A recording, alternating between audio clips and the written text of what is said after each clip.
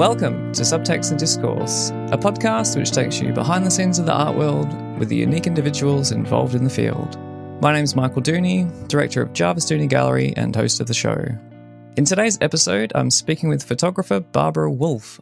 I met Barbara in 2017 when she participated in a workshop that I was giving on how to promote your photography in the art world. Neither of us could have anticipated how much this event would change her life going forwards. Born in East Germany when the country was still divided, Barbara is one of the few individuals to have lived on both sides of the Iron Curtain and to have captured this unique point of view through her photography. Please be sure to follow Subtext and Discourse Art World Podcast on Apple Podcasts, Spotify, or wherever you find your podcasts. Leave a review and share the podcast with your friends. Now, without further ado, I hope you enjoy my interview with Barbara Wolff. So, yeah, Barbara, really lovely that we got to do this. And thank you for inviting me to your home in your studio here in Berlin. It's hard to know where to start with our conversation because I feel like you've done a lot up until the point that we met. And as somebody whose life is kind of defined by photography, I thought maybe rather than immediately starting with where we met and how that kind of opened up a whole new world, we could go back to the start and just find out how it began for you. I was born in 1951 in the small town called Kyritz, just in the middle of the distance from Berlin to Hamburg. And my father was a photographer. And that's why I'm getting in touch with photography. So since a child you were interested? I think not really interested, but I spent a lot of time in his darkroom, watching what he was doing there and talking with him in the darkness. Yeah. It was a special situation. And when you finished school, you did an apprenticeship, really, with your father, didn't you? Yeah, I did. It was so that at first, when it was a very interesting talk, maybe I was about 16 or 17, I was again standing in the darkroom beside him, and he asked me, "What will you do after school time?" And I told him, I want to study mathematics. Oh, okay. Yes, because I was good in mathematics and every teacher told me, you have to study. And that's why I didn't thought about another kind. But I was interested in painting and also art things. And my father answered, "No, girl, that's nothing for you. What will you do after the study? You are working in a big room with big machines. In this time, computers were very, very big and they needed one room for all the things." And so he told me, it's also possible to study photography. Wow, it's possible? Yes.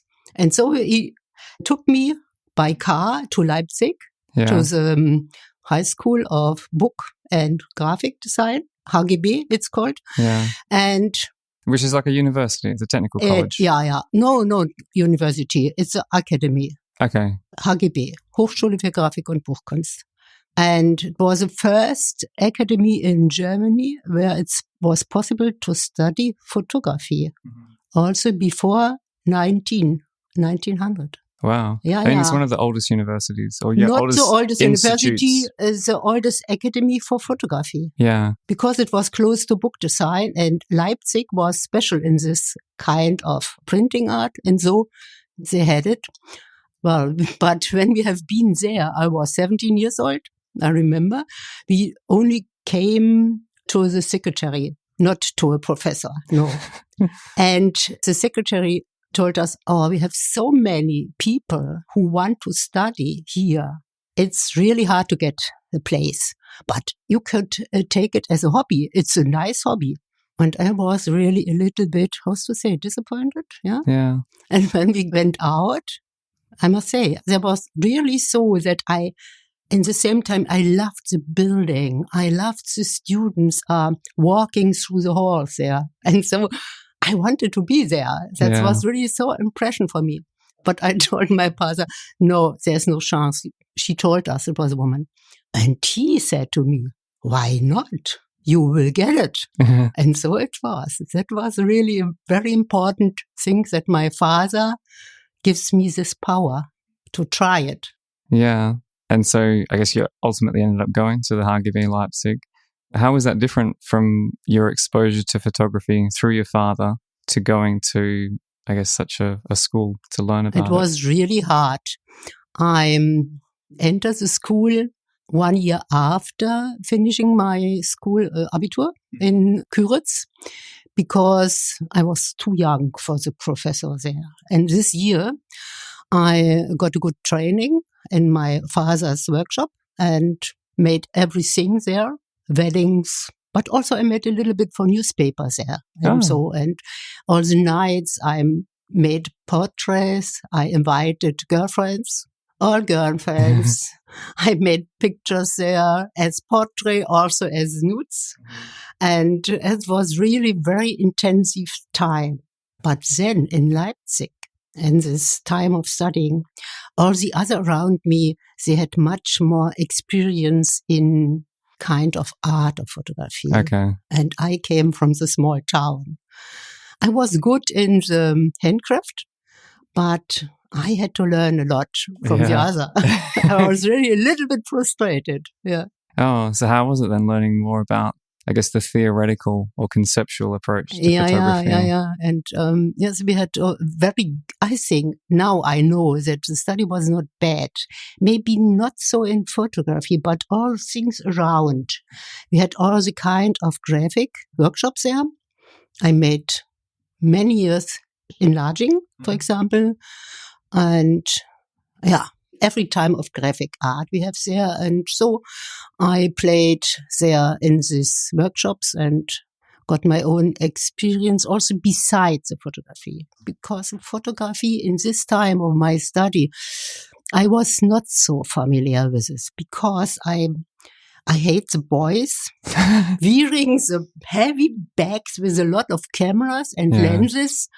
And that was not my way. I thought it's not my way. And so after 2 years of the study, I went to this, this special class. We had 3 classes and I went to the class where we made more graphic things.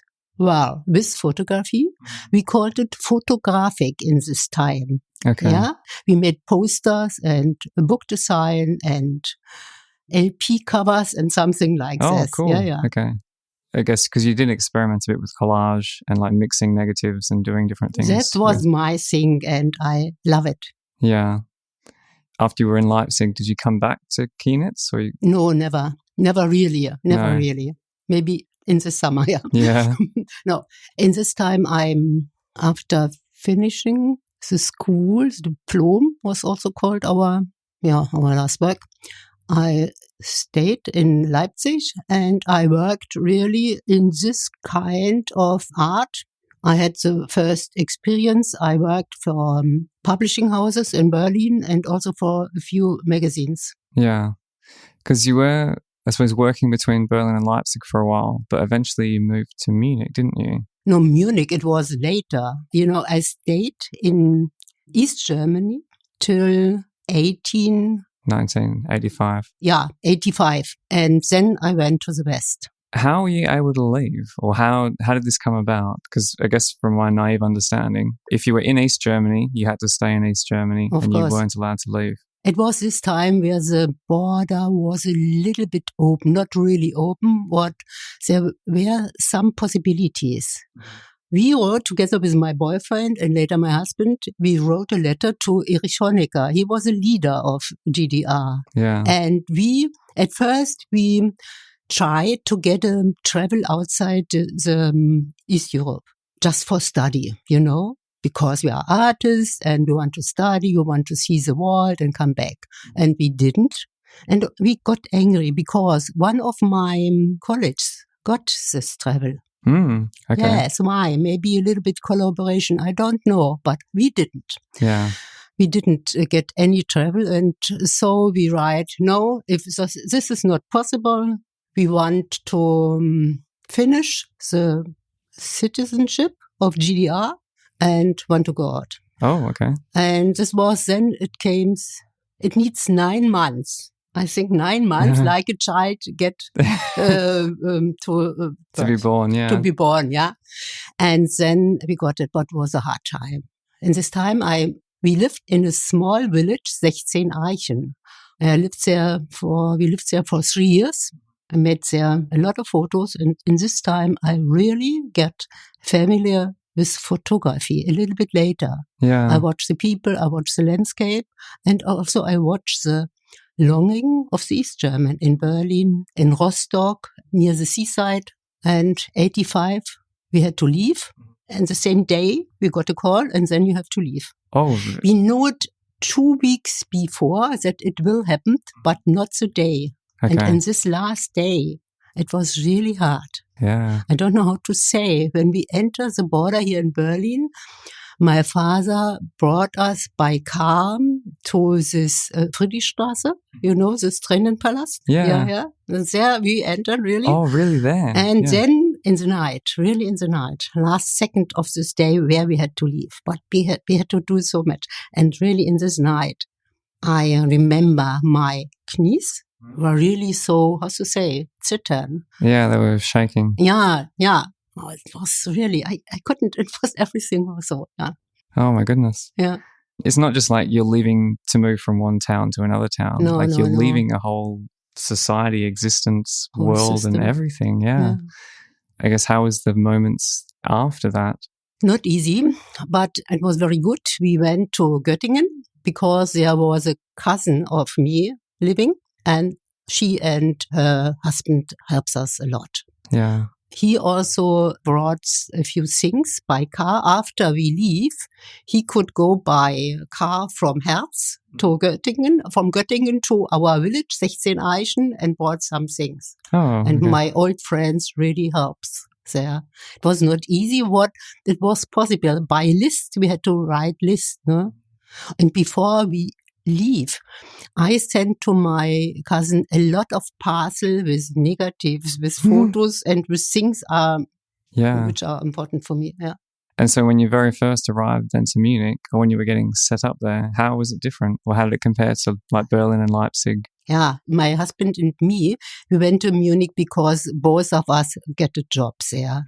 And that was very important. At first, when I was in Göttingen for about a half year, I sold some pictures to a few newspapers and to a magazine, but then it was finished. Yeah. Nothing more. It came not anything, just a call or interesting, but not really a job or something like this. And so we had to earn money. And in Munich, I enter a photo studio, and yes, I spent there a half year, but it was not really a good time because the boss every time told me that people don't pay for a picture you want to do. They only will pay for a picture they want. Yeah. And every day I had it. He had this, he knows that I have had to study in art and so it was really a fight. Yeah. Was it also difficult as well with the kind of East German, West German thing at the time? A little bit, but I got very fast contact to a woman artist. One day she came to this photo studio and I had to enlarge her photos in black and white because this I could do very good, yeah. And I couldn't see what she has made on these photos. I couldn't see. It was a kind of conceptual art. Yeah. And then she told me, well, come to me, I show you what's it. And then we got friends like today. And it was something really installation in the hall of his house. Oh, with wow. Federn. Feathers? With feathers. Yeah. She makes sculptures with feathers. Hard to make photos of them. Yeah. But so I tried, the photos were good, and we got closer and closer, and then we are friends till today. Oh, lovely. Yeah, That's really nice. lovely, really lovely. It happens in the first time of Munich, and so it was on the right place. But this also was a problem. Many years after this, I was contacted in the art scene but more than somebody who knows good to make the photos of these installations and of the artwork from the others, not from my own. It was a long way to this, yeah? Yeah. So I guess on the way then, you worked for Linhof, didn't you? Yeah, it was also, how to say, Zufall? Zufall, what do you say? Serendipitous, or it's by chance? Yeah, by chance. One young photographer who learned in my house in Leipzig how to develop films. And so he was already near Munich, and he gives me his job. He was now good in business, and he worked as an assistant of Stefan Moses. Do you know Stefan Moses? No. It's it's very interesting, one of the great conceptual portraits. Later I can show you something of him. And he worked with portraits really in a conceptual way. And I worked with him, just more in the dark room, not so much by shooting somewhere. Because for this he likes to take boys because of driving car, clearing the heavy things and so. And he also gives me the contact to a woman who makes brochure with his photos. And this woman has a man, and this man works by Linhof in the marketing. And so I got a contact to this man. And then he asked me, well, will you work here? And in this time, they had a very old graphic designer there. Well, and then, then I got it at first also in the kind of graphic design to make brochures. And then they thought, oh, she can make photos also. And so I did all. And later, the factory got smaller and smaller, very smaller, but on life till today. So I made many, many things like today. Wow. And every time I think, well, they can find something else. But, I have so much experience in this field of working with large cameras and all this stuff. It's so difficult that I'm now in Berlin, but they call me from Munich and ask me also technical things, Wow, because really? the older are not anymore more there. Yeah, and I suppose people aren't learning it anymore. Yeah, it's kind of it's really hard. Now, a lot of young people like large format cameras, but they are very, very expensive today, and they take it from the used market, the second market, Yeah, the cameras are expensive and the film is harder to get. It's really hard, It's hard. But it is, and it got a little bit better last years with getting the chemical things. Because of many people want it again. Yeah. And me too, sometimes. Did you shoot large format before you worked there? Yes, I use it in Leipzig. With very big ones, also with my experimental works, we had some repro cameras, very large, 30 to 40 centimeter. Oh, gosh. Just for a reproduction. She driving on rail in the studio, really big ones. And later also, and before also in the study of my father. With 18 years, I made a portrait of a girlfriend of mine of 5 to 7 inch. It's good format. And I, I scribbled on the negatives, I made it a little bit, not only better, I made it in my way. Yeah. Just like I feel. It's very funny when I see it today, Yeah. Not retouche only. I just scribble in the negatives, with 18 years, Yeah, wow. Yeah. As I understand, you've done a lot of teaching, actually. Like you've done lots of workshops. Everything. I think everything in the world of photography I made, what was possible. But every time close to the photography, to the main photography. Yeah, I made workshop also at first for Linhof. And there I made it special when it came to digital art. I made the first workshops in Germany about 94. It was very early. In this time, we worked with scanner camera, Yeah. The motif has to be still. Yeah. And there was a moving of the scanner, like the flatbed scanner. Okay, it was for reproduction work, but I took it also for my photos of cameras I made for Linhof or for some other things. Yeah. And I made workshop for this, yeah. Is that what led you into working at the design school in Munich? Yeah, that comes later because about 2000, the factory was closed. And in this time, it was a little bit hard.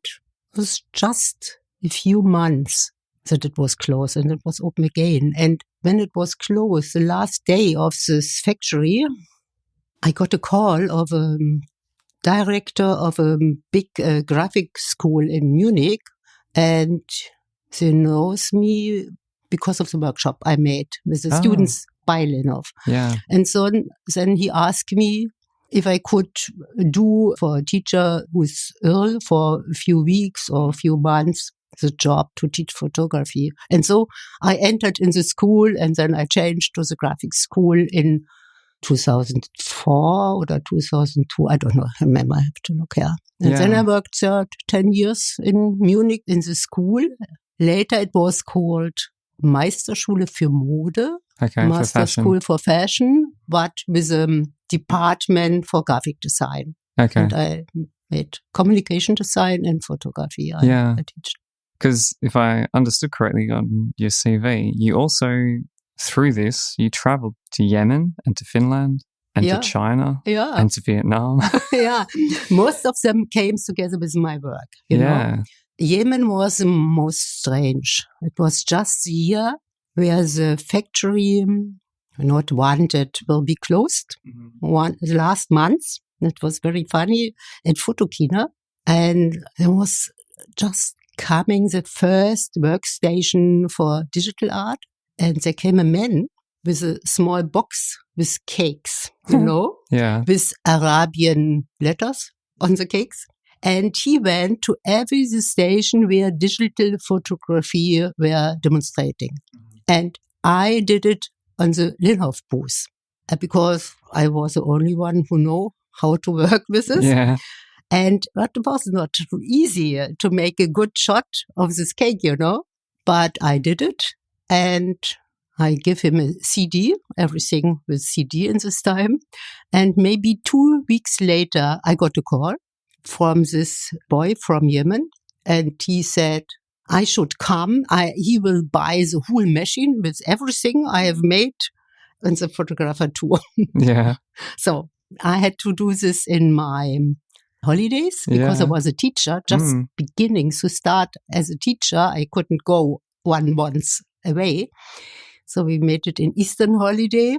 It was really strange because, you know, woman is one of the countries where really the woman cannot show till to the face. They have just small eyes looking around through the textile. Yeah. Really hard. Yes, and I had to teach the people there with this, all the machine, the digital camera, a Linhof body, and the scanner came from a young company in Munich. They exist today, not anymore, but very fine scanner camera, anagram, with light and with the computer and with all the things you need in the professional photo studio. Yeah. It was hard to bring it there. And it take a lot of time that everything could work. Also, the tastature with the correct software for this, what they wanted to use. I don't know what. Well, but then I made it there. And in the 5 days, the machine works. The worker came with big sacks with all the products. They made all products like cake, like food. It was a big food company in Yemen. And yes, and I work and work and work. They thought, oh, now she's here. She had to do a lot. Maybe she left and the other will not know how it works. Yeah. And the same time, they make my shot very big enlargements, you know. I never had seen it here in Germany from my shots. The cakes were 3 meters large and it looks good. Oh, gosh, yeah. And all the men with how to say, with a knife. It's rounded knife. It's typical, you know. So what are they called? Rounded knife. I can't remember if it's called like a cutlass. Yeah, but you know what I mean, yeah. Yeah, like they came 10 or more and looking to my work. Wow. Wow. But everything was fine. Yeah, wow. Yeah. That was Yemen. Yeah. I mean, I think even up until what we've spoken about now, not thinking about what's happened beyond this, like it's really incredible actually what photography has brought to your life, really. It's really quite amazing. Like it's really inspiring actually to think you're from like a little village in Brandenburg during the GDR times and that you were, giving workshops in Yemen to these different companies. So when we met in 2017, well, actually, no, before that, you moved to Berlin in 2011. Yeah. What brought you to Berlin? It was the thought that I get older and older, and I had really to do so many jobs and not spend so much time in my own work. And this is what I really want. I didn't do it. Also, as a teacher, I brought many students to, I think, good works. Yeah. And in the end of 1 year of the semester, I asked me what I have made in this year. And so I went to Berlin. It was a main reason. Other family things with my man. He was then 1 year already here, came together. But also I did it to leave in my heart the Linhof company, but it didn't happen till today, you know. And so did you manage then when you first came to Berlin to start doing more on your own projects? Yeah, but it goes slowly. At first, I'm looking around. I did a few exhibitions near my hometown in Brandenburg in the museum. The first was in the first year. It was 2011 and then 2013 again, another exhibition there. So it goes step by step. Yeah.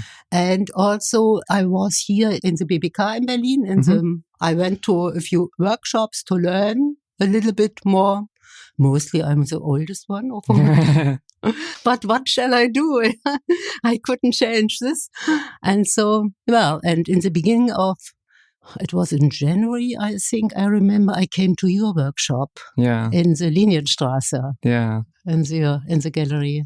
Yeah, well, I remember seeing your work and I think through what I do with the gallery and I think just how I am as a person. And I think it was your self-published biography book, which you had your works from, I guess, from the 70s or from the 80s. No, even before then, wasn't it? It was like 20 years maybe worth of GDR photographs. It was GDR. Today I call it Biography East and Biography West. And it stopped, this collection, 89 when the wall fall down. Yeah. So I remember seeing those ones and then knowing Mark Barbie, who has a strong interest in work of this period, of this area. It's like, okay, you two need to meet. Like there's something here possibly. Michael, this was a great thing. The best thing for me happened really was a helper in my way here in Berlin. And when you told me, you know Mark Barbie? No, I don't know. Well, phone him, call him, write him. And in this workshop was also a photographer, a woman. And she told me, I know Mark Barbie, it's a nice guy. And so I think, in the same evening, I wrote to him an email with a link to my work. And he answered really next day. And he came a few days later to me and some months later, we made a very successful exhibition in his gallery. Yeah. And it's kind of gone on to bigger and bigger things now, hasn't it? Yeah. It was really great. After this, I got, also we sold. So it was also good for him because he's a gallerist. For me, it was good to show that I got some feedback from people. I was very happy. But then we got exhibition 1 year later in the first, not the whole room, but half of the room. It was so good, also good. And in Vendôme, it's a small photo festival in the middle of France. I don't know if you know it. They call it Promenade de Photographie. And then I was invited with a few works in Genf and so on and so on. It goes. And last year I had a big exhibition in Arles. Again, with Mark Barbie, with a new project. Not anymore with the older picture. Because the old ones, had you really shown them much before? I guess when you were working and traveling? No, like nobody. Really... No. So a lot of them from your archive had probably never really been seen before. No. You know, for me it was not so easy because the East German photography, it was covered by Ostkreuz, you know? Yeah, okay. And I lived in this time in the West. So I had no connection to these people. And also I had another way. I lived in both German states. Mm-hmm. It was a little bit, I had also a little bit other look of the other East German, also about the problems I got in the past. So I guess from that point of view, then you had quite a different perspective that you were bringing to the work as well. Yeah. Like not just from the inside, like you had stepped out and then stepped back in. So you had seen it from both perspectives really, haven't you? Yeah. Which is unique really. Not a lot of people have that chance, that opportunity. Yeah. It was good, yeah. And had you been to Arles before, or had you known about the festivals? Yeah, I have been there in the 90s just for looking, and I was very fascinating that it's such great festival just for photography. And then when I came back, it was 2018 with the exhibition, with a small, and last year with a bigger exhibition. It was, that was a great step for me. Yeah, absolutely. And also I'm very glad that I could show new work also, not the old ones. Because last time, it was a little bit mixed. We had the top theme was in Arles for our house was woman. And Marc Barbet collect pictures with women, old ones and new ones. And so he mixed it. Okay, yeah. Digital and analog and all together on one wall, yeah. Wow, because you do shoot both, don't you? You're not really more partial to one or the other. Like you just use your analog cameras or digital cameras. You're not really like, no, I have to work in one specific way. It's just whatever fits to the... That's too boring for me, you know? Yeah. If I work sometimes with one type of camera, then I think I have play also with another kind of aesthetic and theme. And also I think that every theme needs his own tool. So, you know, this book, Metropolis, I did it by a smartphone, yeah. Yeah, this is really amazing. Like to think somebody that's like really had their life with such technical equipment and using large format cameras and really like the kind of Rolls Royce of cameras. Yeah. You did it with a smartphone. It was funny. It came also because I dealt with Instagram. Yeah. And in this time, it was also 2018, a woman took me to travel to Sri Lanka together with his two boys. And I thought, me, a photographer, together with a family, it's horrible because I had the problem with my husband my whole life, you know. Yeah. I want to make photos. They want to have holidays. It doesn't work together. But by smartphone, everybody took photos. It was okay.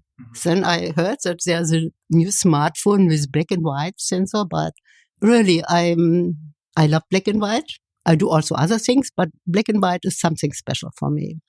So I bought last day before this travel, this smartphone. And then I just played in this time for weeks in Sri Lanka. And after this, I feel that you really can do something with this tool. And then I started here in Berlin and posted pictures on Instagram and it was really funny. The first time I got a lot of feedback. Yeah. People called me at home. That means they look, who is that? Go to my website, go to the telephone number, so in this way. And it was also a publishing house and it was a collector and it was some photographers. He wanted to make travel with me. Oh, wow. Yeah, together. Yeah, something like this. It was very funny. And then we want to make exhibition, but then came Corona, you know, and all exhibition were cancelled. Yeah. And then I decided to make a book because I couldn't go to exhibition with this new work. Well, I did a book. I asked Marc Barbie. He helps me by collecting pictures. And we did it in this hard time. And my nephew, he create a publishing house just for my book. Oh. Yeah, it was really, that's Arne Weingart. And he is normally has an agency for photo production for really big companies and also for some rock bands and so. Yeah. But he was also in this time, he also has no job, nothing. And he said, I do it with you. And so he make all the work with necessary. I made the design and we went together to the printing house and he make also the marketing work for me together with Mark Barbie, with Arne, my nephew and me. And so it was really good and very, very fast we sold our books, yeah. Yeah, wow. And then Mark said, well, we make the exhibition. And after the book, I made the prints. Yeah, this is also really interesting. That's why a little bit because the galleries can sell pictures on Barrett better than prints, you know? Yeah. That's why I thought, well, let's do this in this way. And I didn't make it alone. We made negatives from the files, from this Metropolis. Metropolis has all pictures from Berlin. And from the negatives, I made the enlargements, not too large, 30 by 40 centimeter. And I made it here in my room, in my kitchen. Yeah. In the hardest lockdown. Oh my goodness. I did it here. I made it dark and yes. So it came. And after this, in the lockdown, we made the opening. It was very hard time. Only Mark, Praktikant, was intern. a volunteer, and me were to the opening. And we stream it, really live streaming and everything only online. But well, that was a time and so we did it. Yeah, but still you managed to release it and launch it. Yeah, I thought it was so fascinating how you created negatives from photographs taken with an iPhone that then you printed like in the darkroom or in your kitchen that you turned into a darkroom that you printed them yourself. It's also the same procedure like you made it with the normal analog negatives. You have to work with your hand. Yeah. It didn't come one to one, you know. It's another technique. Well, exactly. I think anyone that's worked in the darkroom really knows how labor intense it is and how much time you need to spend just to get everything. It was really hard work. Yeah. But it was also good work in this time, you know. I couldn't get any depressive because I had to do. Yeah. And I was alone. There was nobody visit me. And so it was fine work for this. Yeah. Were those prints the same you showed in Arles last year? Yeah, it was this. It was shown in Arles. And now in this year we had I think it was a good exhibition in Bordeaux, in Goethe Institute. And there we had 3 parts of my work. The one part was Metropolis, and then one of the biography, the old one, also the original prints. Yeah. And I made some big one just for the exhibitions. That was a big hall there, and they wanted to have something also in a larger format. And a small one with this Amazonia, this small book. And we show the first time pictures of this also on Barrett paper in black and white. Yeah. Oh, because you went to Brazil, didn't you? Yeah, I had an exhibition there. It was just 2 months before the pandemic time. I got an invasion there from Belem and from a young woman I met 1 month before here in Berlin at the Analog Festival. I just went there because I was interested in, and I saw all the young people going there with a small old camera, hanging on the neck, and was funny. And I met a woman, and she went to Brazil. She was, Germanistic. She was a teacher for German, and she leads their institute and the university for German language. And then she had also to organize some culture work. And so she asked me, and then together with Goethe Institute in Salvador Bahia, she sponsored a little bit, and some other, I don't know where. She was very clever. They invited me, and I was in Belem. It's near the Amazonas district. And I was there for 1 month, had a very interesting exhibition with very good feedback.